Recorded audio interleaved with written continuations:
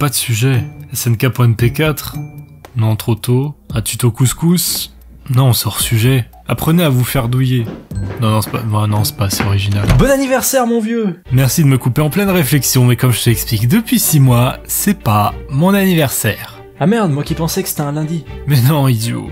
Tiens, profitons-en pour... Trouver un sujet. Et c'est pile poil ce que j'ai fait. J'ai même écrit ton texte. Et j'ai même interviewé l'invité moi-même, si je suis pas un collègue en or. Mais je comprends pas, tu m'as pas consulté ni rien du tout. Allez hop, ça tourne, à toi. Il est bizarre ton plan. Salut la famine et bienvenue pour... Oh, mais c'est quoi ça? Ouais, essaye d'outrepasser les fautes là, vas-y, improvise un peu avec. Ok. Salut! Suite à une très grosse envie de mettre en avant à mon humble échelle le travail fantastique des gens qui bossent dans la version française, on repart de plus belle avec un nouveau sujet centré sur la direction artistique.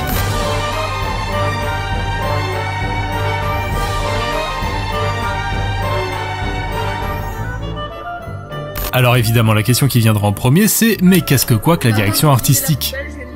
C'est quoi ça encore? Je t'ai dit que j'avais eu une invitée, faut bien quelqu'un qui s'y connaisse sur le sujet, donc je trie. Bon bah trie en silence. Ok chef. Bon je disais donc, qu'est-ce que quoi que la direction artistique? Vous vous souvenez probablement de la vidéo sur le doublage dans la Japanimation, et si c'est pas le cas, bah allez la revoir après. Mais un comédien ça ne travaille pas tout seul, et les versions françaises se font à travers une équipe, parfois formidable, parfois non, mais une équipe avec des rôles relativement précis, et dans cette équipe, on retrouve le directeur, ou la directrice artistique. Mais pour parler grossièrement, le directeur artistique, il a plusieurs tâches. Tiens, v'là un chiffon. Bien joué, j'en ai presque pouffé du nez. Déjà, c'est la personne chargée du planning. Oui, dit comme ça on dirait un employé de bureau, mais ça a l'air vachement fun. Tenez, Jeannot va essayer de vous le montrer. Allez Giuseppe, lundi 9h, et prends pas la place de parking de Ron cette fois, hein. Bon, ça ressemble sûrement pas à ça. Mais une des parties les plus importantes, c'est évidemment la direction. Ça tombe bien, le métier porte plutôt bien son nom, puisque directeur artistique, c'est la personne qui va diriger les comédiens afin de les guider à la compréhension de la scène. Comme un jeu de rythme? Non. Ah. Montre plutôt ce que t'as en réserve, tiens. Je crois que j'étais certainement une des plus jeunes directrices artistiques de mon métier, parce qu'on m'a proposé, dans les années 90, quand la 5 est arrivée, il y avait une grosse demande de dessins animés, de choses comme ça, de films, de séries rapides. Les directeurs artistiques qui étaient là, qui étaient en place au moment où je suis arrivée dans le métier, eux, ils avaient l'habitude de prendre leur temps. Quand tu faisais un plan de travail, tu gardais un comédien. Là où on mettait une semaine pour doubler un film, moi, on me demandait de doubler un film en 2 jours et demi. Et donc, il a fallu aller plus vite, faire un vrai plan de travail. Donc, en fait, tu groupais les comédiens en fonction de leur place aussi dans le film. Aujourd'hui, on est en numérique. Tout a changé. Et du coup, ton plan de travail, il va aller dans tous les sens. Tu vois, là, par exemple, j'ai en fait, en tant que directrice artistique, je fais un cahier par projet. Et tu vois, ça c'est les convocations. Et tu vois, tu peux te rendre compte que parfois, c'est un peu le bordel pour convoquer les comédiens. J'ai dirigé Lulu Vroumette, demandé aux comédiens, parce qu'on faisait du pré-recording, là, on n'était pas en synchro-image. Et je leur demandais d'être là toute la journée, de façon à se répondre, à inventer des trucs, à rigoler ensemble, innover, quoi, et pas faire le truc lambda qu'on ferait pour les enfants. Et du coup, là, je trouve que c'est un vrai travail intéressant quand c'est comme ça. Pas mal ça, on garde. Et donc ce fameux directeur artistique, c'est un peu la tête pensante sur le moment, mais il faut bien différencier plusieurs époques dans le doublage, parce que, je sais pas vous, mais on se fait vieux. Comment ça, on en a déjà parlé furtivement sur la vidéo doublage, mais il est toujours important de préciser que les méthodes ont changé et changeront probablement encore, et des fois pas dans le meilleur des sens. Si vous êtes né après probablement 2005, vous n'avez rien connu d'autre que le numérique. Cette belle prouesse qui nous fait gagner un temps fou dans tout un tas de domaines divers et variés, et notamment dans le domaine qui nous intéresse aujourd'hui. Parce que si en effet en 2022 le domaine s'est vu accélérer, faut dire qu'à l'époque c'était pas la même histoire. Et ça pouvait prendre la semaine entière, parce qu'avant ça fonctionnait par bobine. Ah ça y est, tu reprends. Non. C'était ton meilleur format.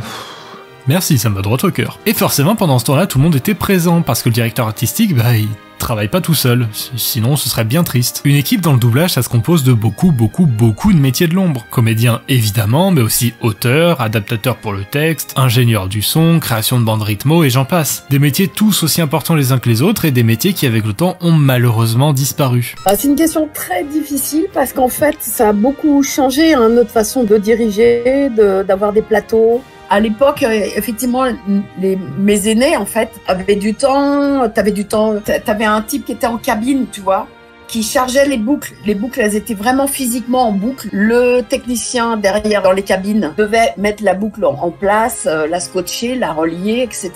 Il changeait de boucle au bout de 10 minutes. C'était en film, hein, c'était en 16 mm, en 35 mm. Donc, faut le temps de rembobiner la bobine et tout ça. Donc, le numérique, c'est immédiat. Tu veux libérer un comédien, tu vas directement là où il parle et puis il fera ses boucles tout seul. On a gardé le nom de boucle, mais on n'est plus du tout en boucle. Du coup, t'as pas le changement de boucle. Mais t'avais plus ce truc avec le technicien.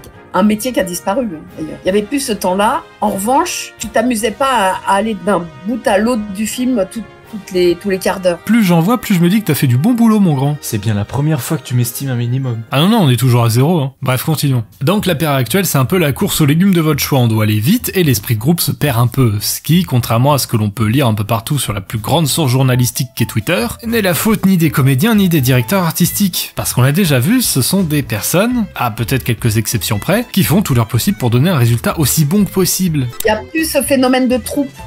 De troupes de théâtre, de troupes de jeu. Quand t'es sur une série longtemps avec des gens, ils deviennent tes potes, ou pas d'ailleurs, mais ils se créent des liens ou des non-liens. Et du coup, il y a toute cette relation, elle se retrouve aussi dans le jeu, dans ce qu'on en voit dans le film et tout. Et c'est vrai que quand on est tout seul, c'est difficile d'envoyer des trucs comme ça. Tu peux pas te faire marrer toi, tu fais marrer tes potes. Il y avait de la connivence qu'on peut plus avoir aujourd'hui, hélas, parce qu'on est tout seul, et puis parce que les délais sont très resserrés, hein. Et puis plus ça va, plus on te demande d'aller vite, de resserrer le temps, etc. Ce qui fait que pour un directeur artistique, c'est très chiant. Autant moi j'étais habituée à diriger des gens, c'est-à-dire les diriger comme tu les dirigerais sur une scène de théâtre, leur demander de jouer quelque chose plus intensément ou moins intensément, ou plus dans une direction ou plus dans une autre. T'as le rôle de chef d'orchestre et de metteur en scène. Aujourd'hui, j'ai l'impression, quand je dirige, d'être dans mes cahiers là, et d'être gestionnaire d'emploi du temps de comédien. Tu vois, dire non, lui c'est plutôt de 2 à 4 et l'autre c'est 4 à 6. Et en fait, du coup, tu te préoccupes plus du tout de qu'est-ce que tu vas faire dans ce produit, parce que t'as pas le temps. Il faut que tu libères machin, il a 2 heures. Si merde, il faut passer au suivant, quoi. T'as pas le temps. Et ça c'est dommage. Je crois qu'on y perd beaucoup. T'as vraiment tout dans ta besace? Bah non, c'est une caméra. Oh bon sang. Mais même si le fonctionnement n'est plus tout à fait le même, la qualité des différentes VF qu'on possède est tout de même indéniablement une des meilleures au monde.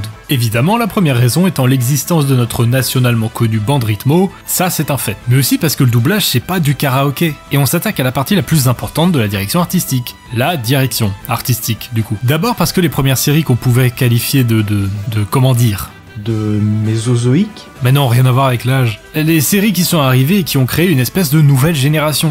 Quand c'est de l'animation, mais pas du Disney, ou même les mouvements de cinéma qui sont arrivés entre temps, tout ça, des directeurs et directrices ont dû forcément s'y intéresser. Alors ouais, au début c'est assez spécial, mais ça avait son charme. Les VF étaient pas aussi gueulardes que les VO quand c'était du japonais par exemple, il y avait des adaptations un peu douteuses, mais c'était si bien que maintenant ça fait partie de la culture. Et ces jeunes directeurs artistiques et directrices artistiques qui découvraient une nouvelle façon de raconter des histoires, maintenant ils sont moins jeunes, mais ils ont compris l'importance de cette nouvelle façon de raconter, et ont en même temps formé une génération entière qui, elle, respecte les codes. C'est aussi pour ça qu'on a une VF aussi qualitative. En plus, on s'en lasse pas. Une nouvelle génération donc qui a quasiment créé des codes culturels assez importants quant à notre consommation de VF. Et c'est cool, parce que je l'ai déjà dit, mais on a un des meilleurs doublages du monde, parce qu'on a des gens qui travaillent dans ce domaine qui sont passionnés, précis et surtout intéressés par ce qu'ils font. C'est bien dit ça. Ouais, mais ça pourrait être mieux. Ne bouge pas.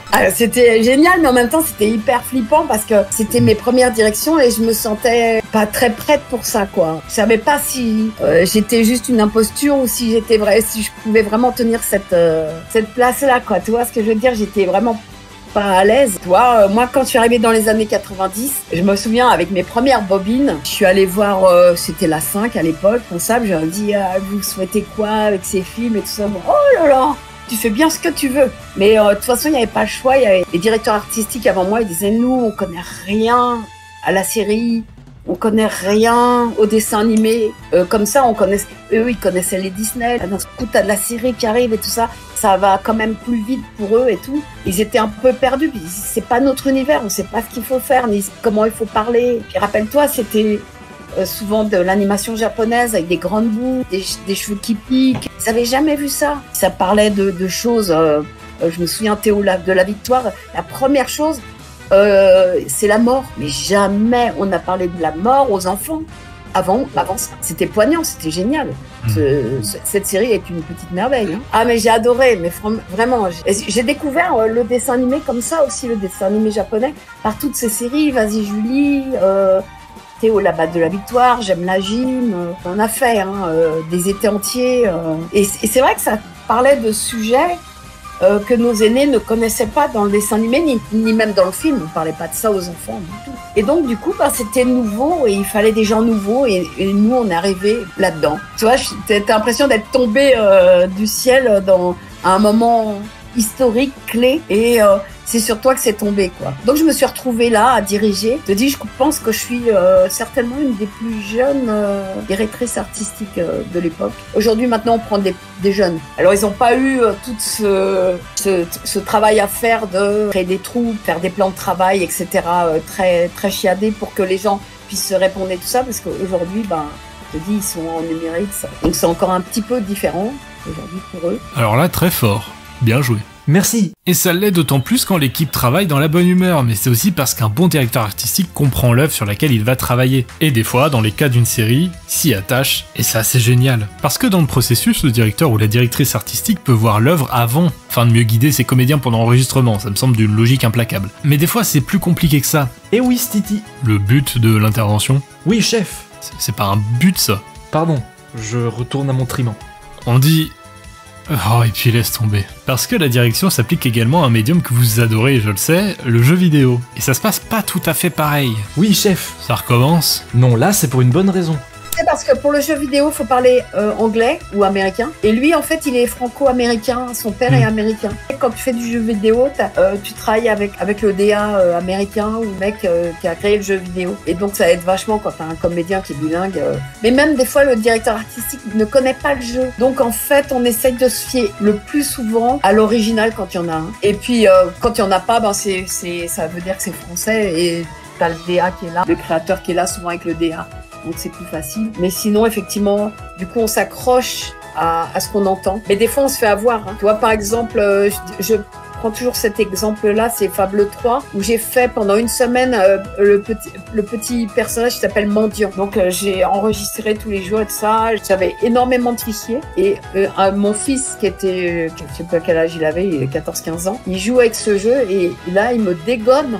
Qu'est-ce que t'as foutu là-dedans? Mais c'est quoi t'as fait? C'est nul et tout. Et en fait, il me dit, mais en fait, à chaque fois qu'on rencontre un personnage, c'est toi.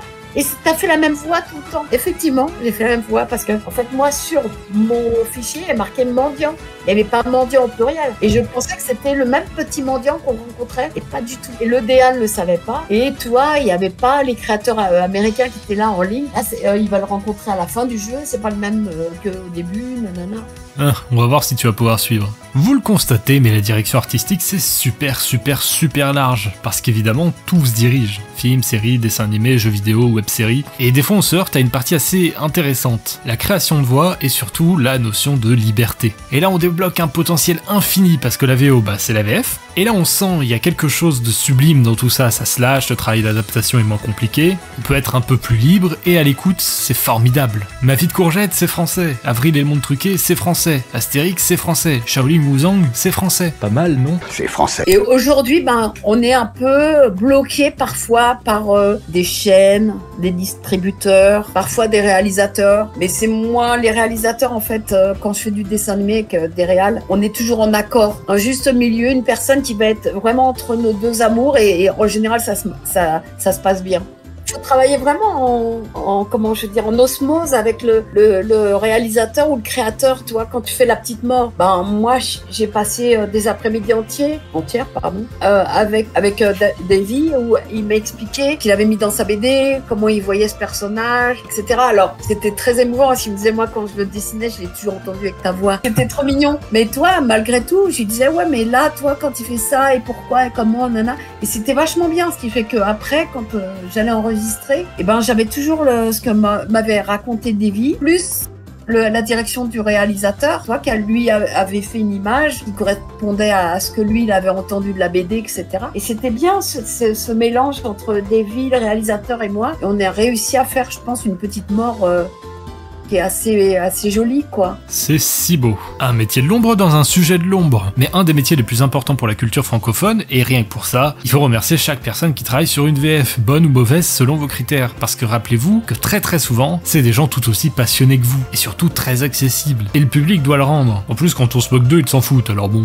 Ouais, moi je suis pas allé de main morte. Et j'imagine pas le calvaire que ça a dû être de te recevoir. Mais tout ça pour dire que si vous vous intéressez au doublage, n'hésitez pas à vous pencher sur le métier de la direction artistique. Il y a quelques vidéos trouvables que je vous mets en fiche, et avec un peu de chance, on aura peut-être des making-of pour apprécier encore plus le travail de nos formidables... Mais bon, c'est bon, j'ai tout trié. Merci de la coupure. Mais t'as tout passé? Comment ça, t'as fini? Hein?